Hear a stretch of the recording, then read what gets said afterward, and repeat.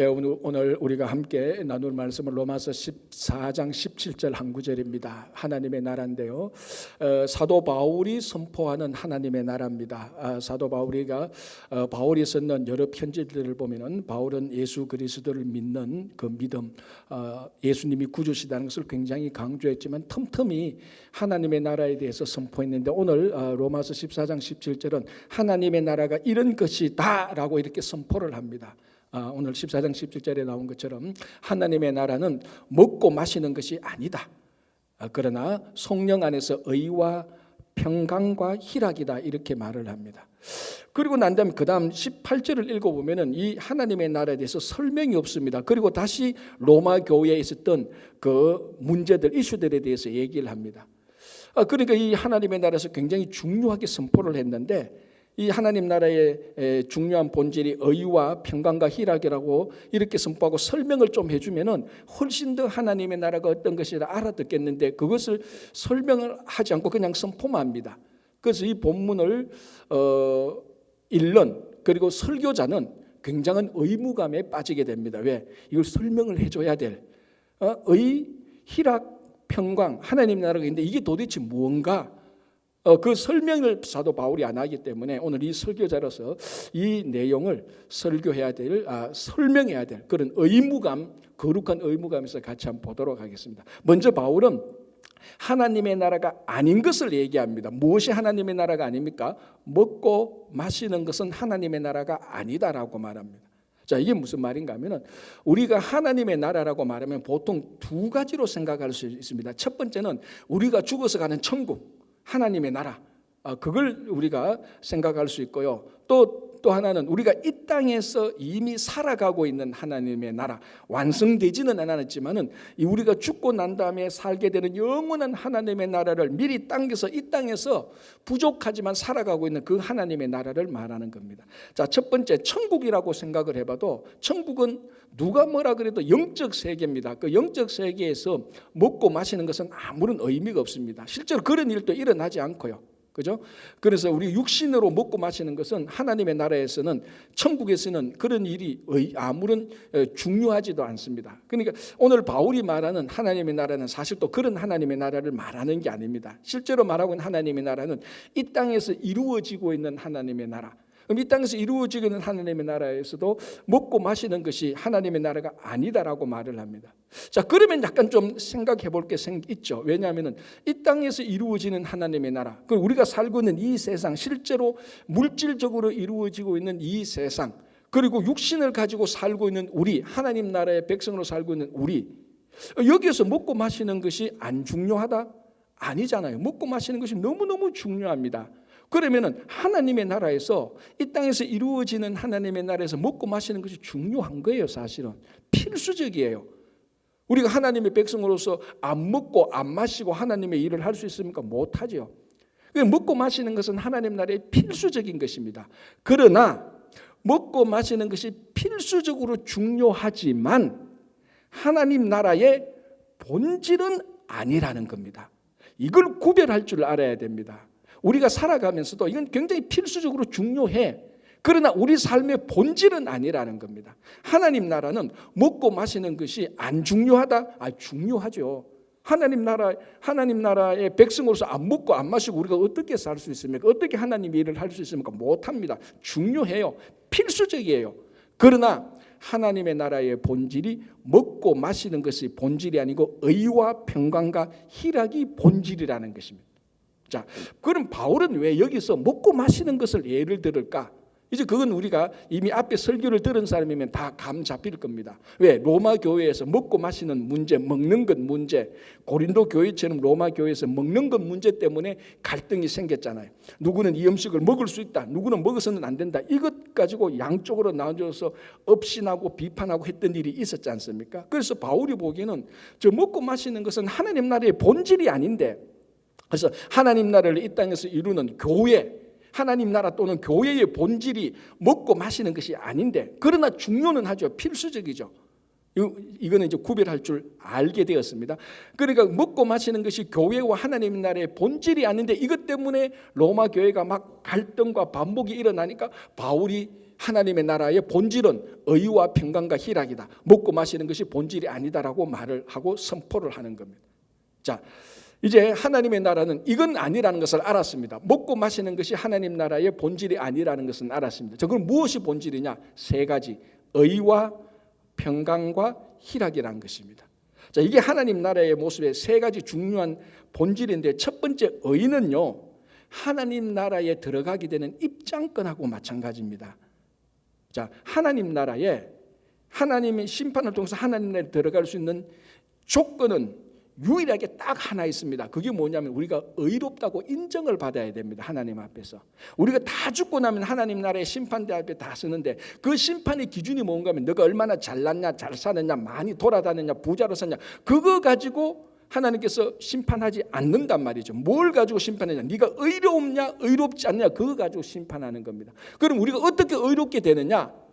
바로 이 문제가 의의 문제입니다. 그래서 이 의롭게 인정을 받아야 하나님 나라에 들어가는 겁니다. 그래서 하나님 나라의 입장권이 의라면은, 평강은 뭐냐면은 하나님 나라의 모습입니다.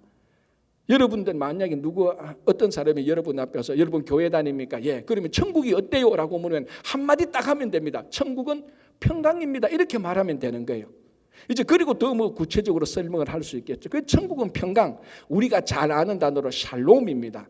천국이 무슨 모습이냐? 하나님의 나라가 영원한 하나님의 나라든 이 땅의 하나님의 나라든 가릴 것 없이 모든 하나님의 나라는 평강, 샬롬이 하나님 나라의 모습입니다.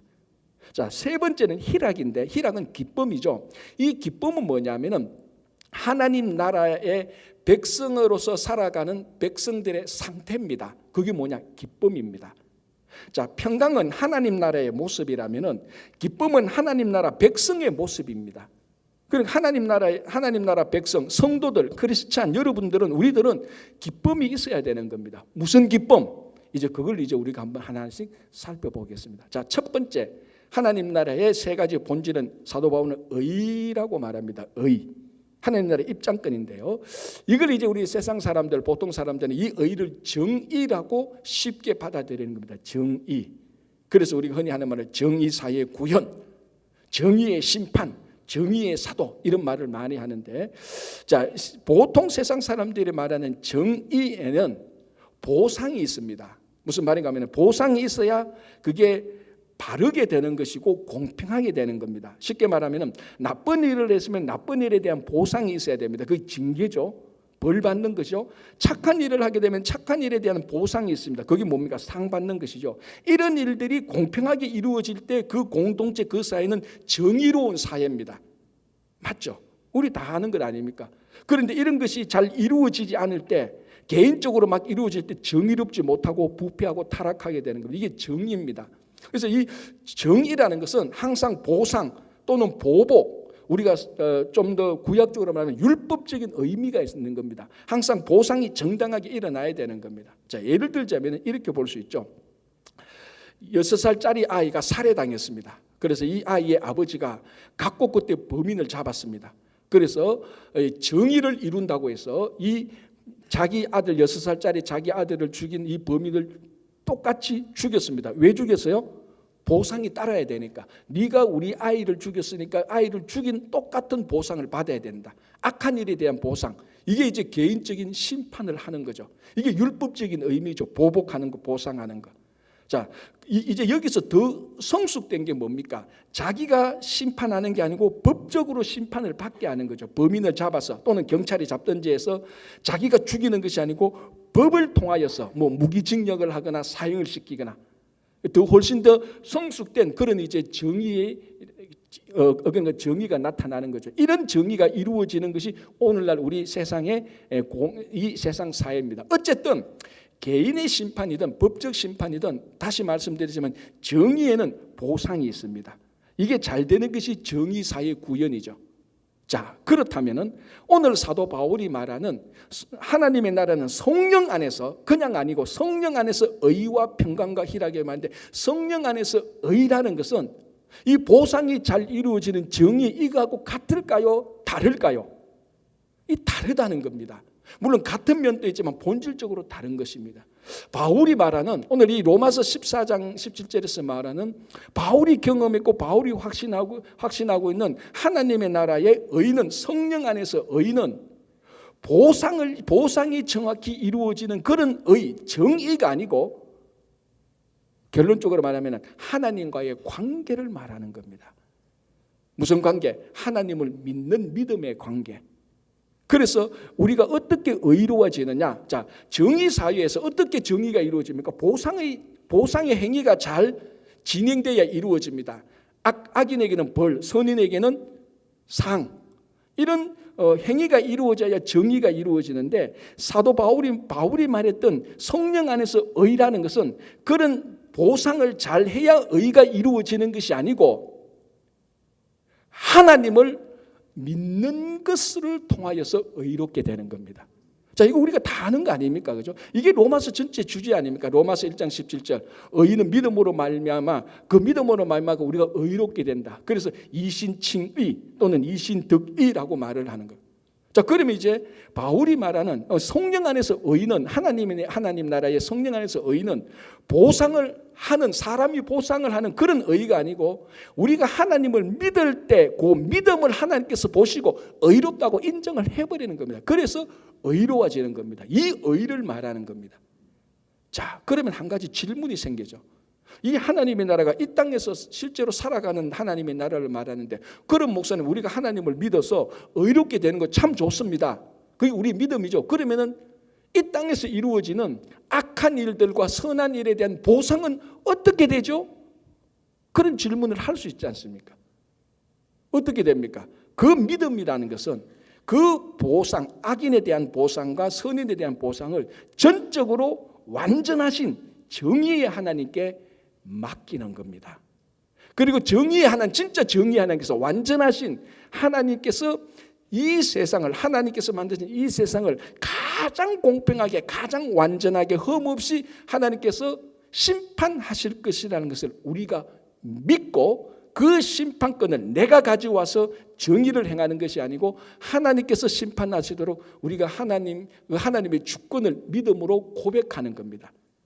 그래서 이 땅에서 정의가 이루어지는 것은 우리를 통해서 이루어지는 것이 아니고 우리가 믿는 하나님을 통해서 그 하나님께서 정의를 하는 겁니다. 그래서 의라는 것은 하나님과 우리 사이에서 믿음의 관계, 이거를 성령 안에서 의라고 말하는 것입니다. 그래서 여러분들이 하나님 나라를 살아가면서 의롭게 산다는 것은 지금 여러분 마음속에 있는 원수들을 다 보복하는 거 아닙니다. 악인들에 대한 분노와 적개심을 그걸 가지고 때를 만나서 한번 걸리기만 해봐라. 가차없이 없애버리겠다. 그게 정의가 아니라는 거예요. 세상의 정의일 수 있겠지만 성령 안에서 의는 그런 분노와 적개심과 원수에 대한 치열한 계획들, 심판의 칼들을 내려놓는 겁니다.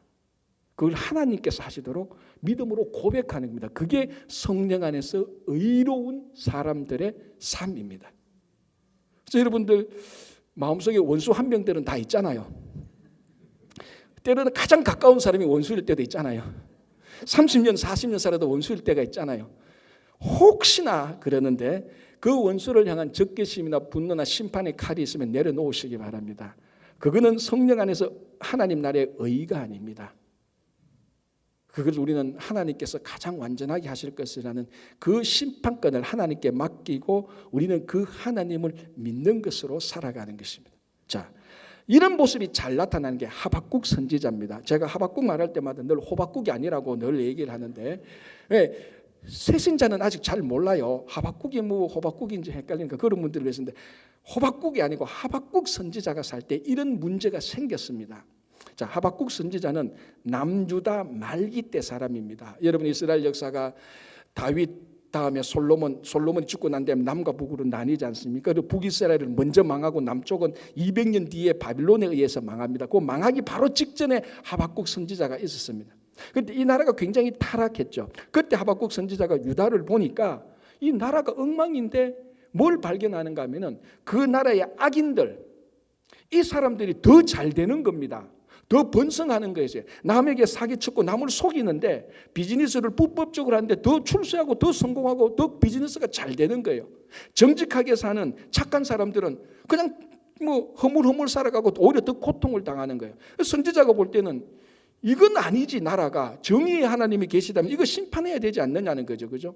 맞지 않습니까? 아니, 하나님 계시다면 저 악인들이 잘 되면 안 되고 착한 사람이 잘 돼야 되지 않습니까? 그걸 가지고 기도를 한 겁니다. 불평하듯이. 그러니까 하나님께서 하박국 선지자의 기도를 들으셨습니다. 그래, 알았다. 우리말로 하면 제가 해석하자면은 하박국 얘기를 들어보니까 네 말이 맞네. 그래서 내가 악인을 심판하겠다 해서 하나님께서 악인을 심판합니다. 그런데 그게 그래서 정의가 이루어지느냐? 아니라는 겁니다. 어떻게 이루어졌는가 하면 악인을 심판하는데 가만히 보니까 더 나쁜, 더 악한 악인을 통해서 덜 나쁜 악인을 심판해버리는 거예요. 그게 역사적으로 뭔가 하면은 타락한 유다를 심판하는데 더 나쁜 바벨론을 통해서 심판을 하는 겁니다. 하박국 선지자가 더 헷갈려 버린 겁니다. 해석하자면 이렇게 되는 거죠. 하나님, 이러면 어떡합니까? 착한 사람을 통해서 악인을 심판해야 그게 정의가 아닙니까?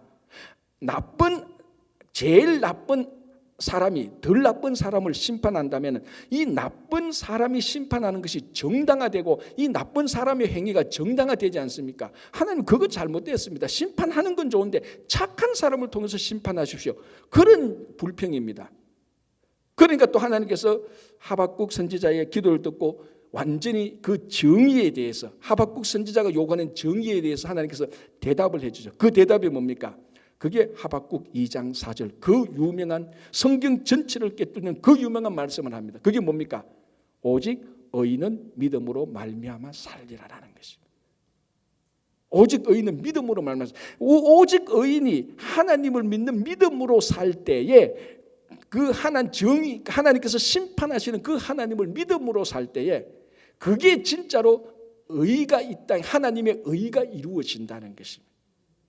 그래서 여러분 여기에서 의라는 것은 하나님 나라에서 성령 안에서 의는요 우리가 무언가를 행하는 것이 아닙니다. 하나님께서 행하시는 것을 우리가 믿음으로 고백하고 그 하나님과의 믿음, 하나님을 믿는 믿음에서 살아가는 것이 의로운 삶입니다. 이렇게 하나님을 믿는 믿음에서 사는 이 마음, 사람 성도들의 마음 속에 원수를 향한 적개심과 분노와 보복, 복수를 하나님께 맡기고 다 내려놓는 거죠. 다 내려놓는 것. 이 사람들을 의로운 사람이라고 말합니다. 정의의 칼을 휘두르고 분노와 적개심으로 악한 사람을 다 물리치는 게 의로운 사람이 아니고 이 심판을 의로운 심판을 하나님께 맡기고 하나님과 믿음과의 관계에서 살아가는 사람들 이 사람을 하나님께서 의롭다고 인정하고 의로운 사람이 되는 겁니다. 자, 그러면은 여러분들이 의로운 사람이 되기 위해서 정의의 칼을 휘두를 필요가 없지요. 아니 휘둘러서도 안 됩니다. 원수를 죽였어도 안 되는 거죠. 정의로운 진짜 의로운 삶에 대해서는 그걸 하나님께 맡기고 하나님을 믿는 믿음 안에서 살아갈 때 오늘 이 순간부터 여러분들이 의로운 사람이 되는 겁니다. 원수를 안 죽여도 된다니까요. 복수 안 해도 됩니다. 그건 하나님의 의가 아닙니다.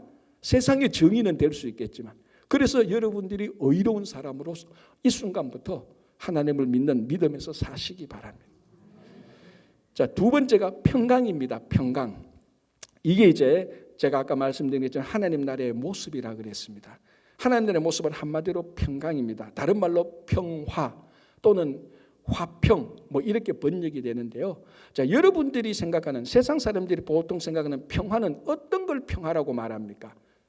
걱정거리 없고 고민 없고 문제 없고 속 썩이는 사람 없고 내 건강하고 마음 편안한 거 이거 평화죠, 그죠? 맞지 않습니까? 근데 아무 걱정 없어. 우리 영화나 이런 소설 보면 요즘 어떻게 지내? 너무 평화로워. 걱정이 없어. 내 너무 편안해. 염려가 없어. 내 괴롭히는 그 사람, 내 사채업자 그 사람 죽었잖아. 이제 내 평화로워. 편안해. 요런 게 편안입니다. 편안. 그러니까 내가 편안한 것, 요게 평화라고 생각합니다. 틀린 게 아닙니다. 맞습니다. 그래서 가장 평화로운 모습의 사진이나 그림은 뭔가 하면은 해변가에서 자기 혼자 또는 사랑하는 연인과 함께 또는 가족들과 함께 많은 음식을 옆에 놓아두고 사람들한테 방해받지 않고 그 푸른 바다를 보고 먹고 즐기는 모습, 얼굴에는 기쁨이 있고 막 웃고, 그게 평화의, 세상의 평화입니다. 그렇죠? 자, 이런 평화의 특징이 뭔가 하면 철저하게 자기 중심이라는 겁니다. 내가 편안하면은, 내가 걱정이 없으면 평화라고 말을 하는 겁니다. 자, 이것이 역사적으로도 이제 넓게 보면은 제가 가끔 말씀드리는 이 성경 이 시대, 사도 바울의 이 시대에 가장 유명했던 로마 제국, 로마의 평화가 그겁니다. 로마의 평화, 뭐 라틴어로 팍스 로마나라고 말하죠. 이게 역사적으로 200년 동안 로마 초기, 지금부터 2000년 전에 200년 동안 로마가 굉장히 평화로웠습니다. 기원전 20년, 그러니까 초대 황제 아우구스투스 황제 때부터 기원 후 180년, 우리가 잘 아는 명상록의 저자 마르쿠스 아우렐리우스 황제까지 요 200년 동안을 역사가들이 로마의, 인류 역사적으로 로마의 평화가 있었다라고 말을 합니다. 이때는 정치, 경제, 사회, 문화가 로마의 최고의 전성기였어요. 땅도 많이 차지했고 물질적으로도 물질도 넘쳤고. 자, 그런데 이 평화를 자세히 뜯어보면은 이게 로마 사람들의 중심, 로마의 권력자들에게는 확실히 평화였습니다. 걱정거리 없고 염시 아무 염려 없고 편안했으니까. 그런데 이 로마의 평화가, 자기 자신의 평화가 그 뒷면을 보면은 그 당시 200년 동안 로마에서 가장 노예가 많았습니다. 가장 전쟁을 많이 해서 땅을 많이 차지했고, 가장 로마의 제국을 위해서 많은 사람들이 로마를 위해서 노동력을 제공했었어야 됩니다. 그러니까 로마의 평화는 것은 약한 자들의 것을 내가 가지고 왔고 노예를 사용하여서 그 사람들의 노동력을 사용해서 내가 편안해진 겁니다. 그래서 나는 걱정이 없어. 그래서 로마 제국의 반기를 들면 다 제거해버리는 겁니다. 로마의 평화를 위태롭게 하니까. 그래서 평화를 가지는 겁니다. 이게 세상의 평화입니다. 이게 그대로 어디에서 나타나는가 하면은 예수님께서 십자가에 달려 돌아갔을 때 빌라도 법정에서 이게 그대로 일어났습니다. 자, 빌라도는 로마 총독 아닙니까? 로마 황제가 파송한 유대 지역의 총독입니다. 이 빌라도가 예수님을 신문해 보니까 예수님이 죄가 없다는 것을 단번에 알았습니다. 뛰어난 정치가니까 신문해 보면 압니다. 이 사람이 범인인지 아닌지, 죄가 있는지 없는지. 예수님을 신문해 보니까 진짜 죄 없는 사람이에요. 그래서 빌라도는 예수님을 놓아주려고 했지 않습니까? 죄가 없으니까. 그런데 이 유대인들, 특별히 유대 종교 지도자들이 예수님을 처형하라고 말을 합니다. 그러니까 예수님을 놓아주려고 하는데 유대 종교 지도자들이 예수님을 처형하라고 말하니까 이 예수님을 놓아줬다가는 그 유대 지역에 유대 사람들이 막 봉기도 일어나고 문제가 생길 것 같거든요. 걱정거리가 생긴단 말이에요. 자기가 그 유대 지역을 평화롭게 잘 다스리지 못하면 또 그 다음에 유대 총독이 안 될 가능성도 있으니까. 그래서 예수님이 죄 없는 것을 알면서도 그 유대 지역의 평화를 위해서, 자기의 평화를 위해서 예수님을 제거해 버리는 겁니다. 걱정거리잖아요. 고민거리잖아요. 그래서 예수님을 제거해 버리고 평화를 가져오는 겁니다. 그래서 편안합니다. 이게 세상의 평화입니다. 이게 얼마나 아이러니 아닙니까? 예수님이 뭡니까? 평화의 왕이에요. 평화를, 자기들이 세상의 평화를 가지려고 평화의 왕을 죽여버린 이런 모순을 빠지게 됩니다. 그러니까 세상의 평화는 자기가 편안하기 위해서 진리도 가차없이 버리는 겁니다. 자기가 편안하기 위해서, 자기 평화를 위해서 진리도 버리고 메시아도 죽이는 것이 세상의 평화입니다. 내만 편안하면 돼.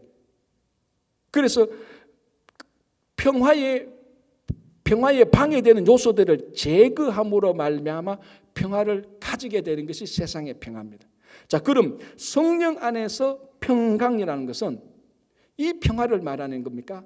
아닙니다. 성령 안에서 평강은 우리가 잘 아는 샬롬입니다. 이 샬롬은 내가 편안하기 위해서 걱정거리를 제거해서 얻는 평화가 아닙니다. 이 샬롬은 하나님께서 우리에게 선물로 주시는 평화입니다. 우리가 획득해서 얻는 평화가 아니고, 우리가 수고하고 노력해서 평화를 얻는 게 아니고, 하나님께서 은혜로 우리를 불쌍히 여겨서 주시는 선물이 평화입니다. 그래서 그 안을 뜯어보니까 하나님이 주인이라는 겁니다. 그래서 이 샬롬은 형태는 여러 가지가 나타날 수 있겠지만 이 샬롬은 하나님을 나의 주인으로 섬기고 사는 사람에게 주어지는 평화입니다. 그러니까 예수님이 나의 주인이 돼서 예수님이 나의 진짜 구주가 되시고 내가 예수님을 구주로 영접하고 예수님을 구주로 고백하고 예수님을 구주로 섬기고 살아가는 삶, 그게 샬롬, 그게 평화입니다. 무언가를 내가 똑똑해가지고 내가 능력이 있어가지고 반대자들을 다 제거하고 이제는 침략자들 없어 편안해, 이게 평화가 아니고 내게 아직 고민이 남아 있습니다. 내 반대자들이 있어요. 내 건강도 좀 안 좋아요. 재정 문제도 있어요. 그럼에도 불구하고 나는 여전히 내 인생의 주인은 예수님이고 예수님과 함께 살아가는 것이 좋고 예수님의 말씀을 따라가는 삶, 이 삶 자체가 오늘 본문이 말하는 성령 안에서 평강 샬롬입니다. 그래서 예수 그리스도를 나의 구주로 고백하는 사람이면 누구든지 못생겨도 괜찮습니다. 몸무게가 많이 나가도 괜찮아요. 과거에 무슨 일을 해도 괜찮아요. 못 배워도 괜찮아요. 부자여도 괜찮아요. 신분이 있고 없고 괜찮아요. 누구든지 예수님을 나의 구주로 고백하고 예수님을 나의 구주로 섬기고 영접하고 살아가는 사람은 오늘 이 순간부터 샬롬, 성령 안에서 평강을 누리며 살아가는 것입니다. 그런데 세상의 평화를 얻으려고 한번 해보죠. 여러분, 세상의 평화를 얻으려면 엄청나게 노력해도 못 얻습니다. 여러분들이 아무리 노력하고 아무리 수고해도 걱정거리고 문제거리가 없는 삶이 있겠습니까? 그런 삶은 없습니다. 죽기 직전에 없습니다. 그러니까 세상의 평안을 얻으려고 노력하는 것만큼 어리석은 사람이 없죠. 왜? 그 평안은 안 오는데 평생 그거 얻으려고 고생만 하다가 죽는 겁니다. 그런데 성령 안에서 평화, 평강, 이 샬롬은 오늘 이 순간부터 여러분들이 과거에 무슨 일을 했든지 간에 상관없이, 영어 못해도 괜찮다니까요. 지금부터 예수님을 나의 구주로 고백하면은 성령 안에서 하나님 나라의 평강의 삶을 살 수 있습니다. 이걸 오늘 말하는 겁니다. 세상의 평화가 아니고. 자, 세 번째, 희락이죠. 기쁨입니다. 이것도 이제 세상의 기쁨과는 좀 다른 건데요. 특별히 한국 사람은 정서가 굉장히 풍부합니다. 감정이 풍부하죠. 그래서 한국 사람들은 굉장히 감정의 영향을 많이 받습니다. 그래서 기생기사, 기분에 살고 기분에 죽는다. 기분 좋으면은 다 좋아요. 근데 내 기분 틀리면은 다 틀리는 거예요. 이거 한국 사람들의 특징이에요. 그래서 옛날 고대 자료를 보면은 중국 사람이 볼 때 한국 사람은 정서가 풍부하여서 춤도 잘 추고 노래하기를 좋아한다.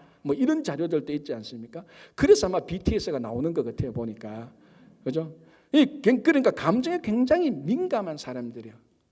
자, 이제 이렇게 해서 우리가 이제 감정이 민감한 사람인데, 그래서 우리는 기쁨에 굉장히 민감한 사람입니다. 자, 그러면 하나 물어보겠어요. 여러분들은 무엇 때문에 기쁘고 어떨 때 기쁩니까? 여러분들이 자녀들이 잘 되면 기쁘지요. 당연한 거 아닙니까? 아닌 것처럼 이렇게 다 기쁘죠. 여러분들이 집을 샀다가 되파는데 3배의 이익을 얻었다. 기쁘죠, 그죠? 저도 좋아요. 그런 일이 참 독죠. 로또를 당첨됐다. 다 기뻐요. 좋아요. 이게 잘못됐다는 건 아닙니다. 그러나 이것이 성령 안에서 누리는 기쁨하고는 차이가 있다는 겁니다. 이 세상의 기쁨인데 우리에게도 그런 기쁨이 있죠. 그런데 이것이 하나님 나라의 본질적인 기쁨은 아니라는 겁니다. 하나님 나라의 본질적인 기쁨은 하나님을 기뻐하는 거예요. 그리고 하나님 때문에 삶이 기쁜 겁니다. 이거는 완전히 차이가 있죠. 자, 이게 똑같이 하박국 선지자한테 또 이런 일이 나타나는데요. 우리가 잘 아는 하박국 3장 17절을 제가 정확히 읽어드릴게요. 잘 아는 구절인데요. 비록 무화과 나무가 무성하지 못하면 포도나무에 열매가 없으면 감람나무에 소출이 없으면 밭에 먹을 것이 없으면 우리의 양이 없으면 외양간에 소가 없을지라도. 자, 이런 상황이 기쁜 상황입니까? 안 기쁜 상황입니까? 안 기쁜 상황이죠. 농사를 열심히 짓는데 열매가 없고 소출이 없다. 누가 기뻐합니까? 안 기쁘죠. 가축을 열심히 키웠는데 우리의 양이 없고 외양간에 소가 없어요. 지금 오히려 이런 상황이면 우리 재정에 어려움이 겪어요. 하나도 안 기쁜 상황이에요. 이게 세상의 기쁨의 모습입니다. 이래 되면 안 기쁜 거예요. 그런데 하박국 선지자는 이런 상황임에도 기뻐하는 겁니다. 하나님을 기뻐하는 건데요. 그 다음에 3장 18절에 이렇게 되어 있습니다. 나는 여호와로 말미암아 즐거워하며 나의 구원의 하나님으로 말미암아 기뻐하리로다. 이게 바로 오늘 성령 안에서 기쁨입니다. 그래서 우리 성도는 이 기쁨을 가져야 되는 겁니다. 그래서 성도는요, 문제가 좀 있어도 기뻐요. 왜? 하나님 때문에 기쁘니까. 하나님을 기뻐하니까. 그런데 세상 사람들은 천하 없어도, 하나님을 믿지 않는 사람은 천하 없어도 하나님 때문에 기쁨을 누리지 못하는 겁니다. 그래서 세상의 여러 조건들로 인하여서 상황이 바뀌고 환경이 바뀌고 조건이 바뀌면 기뻐했다가 넘어졌다가 울었다가 화를 냈다가 웃었다가 막 세상의 조건에 의해서 자기 기쁨이 좌지우지됩니다. 그러나 성도는 세상의 환경이 어떻게 바뀌어도 그 세상의 환경과 상황 때문에 내 기쁨이 변하지 않습니다. 왜? 내 기쁨은 세상에 있는 것이 아니고 하나님에게 있으니까. 내가 하나님을 기뻐하고 하나님 때문에 사는 것이 기쁜 겁니다. 이게 성령 안에서 기쁨입니다. 자, 여러분, 사탄이 우리보다 하나님을 더 잘 알지요. 그죠? 여러분, 정확합니다. 여러분들이 우리가 아는 성경 내용보다 사탄이 성경을 더 잘 알아요, 여러분. 이상하나요? 아니, 이상하지 않아요. 그게 사실이에요. 사탄은 예수님이 죄인의 구주라는 것을 알고 있어요. 사탄은 예수님이 우리를 위해서 대신 죽었다는 것을 알고 있어요. 사탄은 예수님이 부활했다는 것을 정확히 알고 있어요. 사탄은 예수님이 초자연적인 기적을 베푼다는 것을 알고 있어요. 사탄은 그 예수가 다시 오신다는 것도 알고 있어요. 사탄은 삼위일체 교리를 우리보다 더 잘 알고 있어요. 정확히 알고 있어요. 사탄은 성경 내용을 다 압니다. 그런데 사탄은 하나님을 기뻐하지는 않아요. 아는 것은 정확히 아는데 하나님을 기뻐하지 않아요. 예수님을 기뻐하지 않아요. 예수님을 찬양하지 않아요. 자, 우리가 만약에, 여러분들이 만약에 살아갈 때, 지난 한 주간 살았을 때 하나님 때문에 기뻐하지 않고 하나님을 기뻐하지 않았고 세상 때문에 기뻐하고 세상 때문에 슬퍼했다면 오늘 말하는 성령 안에서 기쁨을 누린 게 아닙니다. 이거는 사탄도 그렇게 할 수 있는 겁니다, 여러분. 여러분들이 뭐 사탄이란 말은 절대로 아니지만 사탄도 하나님을 기뻐 안 하는 겁니다. 그리고 성도들이 하나님을 기뻐하지 않는다? 30년 교회 봉사하고 50년 예수를 믿고 성경을 10번 읽고 새벽 기도를 매일 나와도 철야 기도를 30년 했다 할지라도 우리가 하나님을 기뻐하지 않는다면, 하나님 때문에 내 삶이 기쁘지 않는다면 사탄이 하나님을 기뻐하지 않는 것하고 별 차이 없습니다. 같은 패턴입니다. 그래서 우리가 성경을 아는 거 너무 중요하죠. 성경 공부를 하셔야 됩니다. 기도 너무 중요하죠. 그러나 가장 본질적인 하나님 나라의 백성의 모습은 뭡니까? 하나님을 기뻐하는 겁니다. 하나님 때문에 사는 게 기쁜 거예요. 하나님 때문에 오늘 하루 사는 게 너무 기쁜 거고 내일 살 게 또 기쁜 겁니다. 왜? 내가 비즈니스가 잘 돼가가 아니고 하나님 때문에. 우리 삶의 기쁨이 원천이 하나님 그분 때문이라는 겁니다. 예수님 그분 때문에. 이것은요, 사탄이 절대로 못하는 겁니다. 절대로 사탄은 예수님 때문에 기뻐하지 못합니다. 그러나 우리가 좀 성경을 몰라도 말라기가 신약에 있다고 벅벅 우겨도, 그죠? 1년 동안 기도하는 시간 합쳐도 30분이 안 된다 할지라도 그런 사람이 없기를 바라지만, 그래도 나는 하나님이 진짜 기뻐, 진짜 예수님을 생각하면 기뻐, 그 사람은 참된 성도입니다. 여러분들이 수년간, 수십 년간 교회를 섬기고 봉사해도 하나님을 기뻐하지 않는다면 그게 전형적인 바리새인들하고 똑같지 않습니까? 바리새인들은 하나님을 기뻐하는 기쁨이 없었습니다. 그래서 오늘 바울은 성령 안에서 희락이다. 성령 안에서 기쁨은요, 세상의 기쁨이 아니라 하나님을 기뻐하는. 그래서 오늘부터 여러분들은 이 땅의 세상에 살면서 하나님 나라의 기쁨을 누릴 수 있는 겁니다. 이게 기적이 아닙니까? 여러분, 세상에 살면서 어떻게 하나님 나라의 기쁨을 누립니까? 그게 누릴 수 있는 겁니다. 하나님을 기뻐하면 되는 겁니다. 그래서 이 세상에 살지만 세상을 초월해서 하나님 나라의 백성으로 사는다. 그 마음을 보면 무엇을 기뻐하실 것입니까, 여러분? 하나님을 기뻐하시기 바랍니다. 하나님 때문에 여러분 인생이 즐거워서, 그래서 이 땅에 살아가는 동안에 여러분들이 의로운 사람이 되시고 평화의 사람이 되시고 기쁨의 사람들이 되시기 바랍니다. 기도하겠습니다.